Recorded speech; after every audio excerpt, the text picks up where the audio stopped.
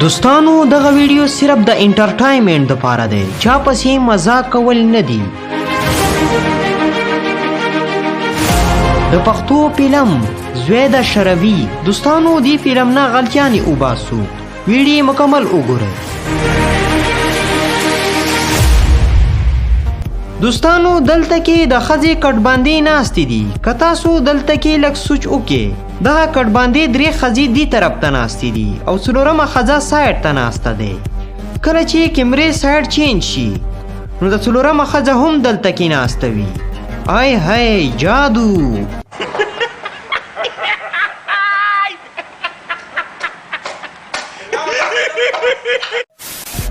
دلته کې یوه لویه غلطي تاسو په خپله وګورئ.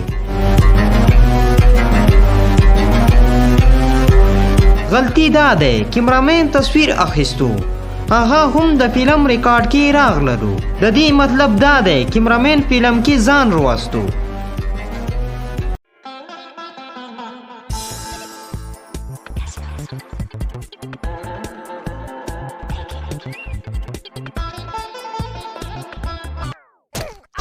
دلته کې شوټینګ شروع دی، ټول خلک ورته په خندا دي. کني تاسو دغه د پولیس ول وګورئ.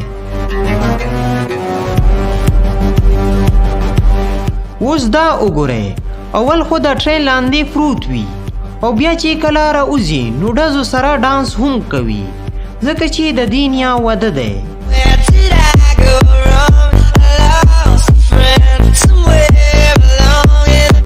ملګریا وغورځېږه چې دغه جنې امپرې شي. په غم مه کوه ABC.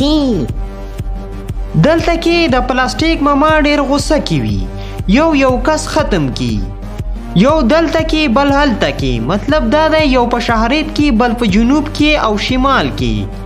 او کله چې دغه روان شي نو ټول سړک باندې په یو ځای باندې پراته وي. خبرې مطلب دا دی چې دا یو ځای ته چا راوړلو. او بله خبره دغه ګندګي دو روډ باندې پرېږدوله نو دا ګندګي به څوک صفا کوي؟ ما ته کمنټ کې تاسو ووایئ.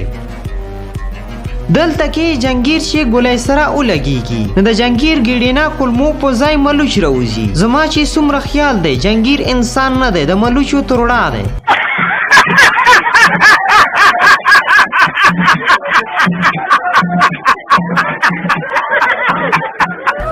دوستانو دلته کې دغو خلکو ته ماشومتوب رایاد شوی دی، ځکه خودو د ماشومانو په شان لیټ اړوي.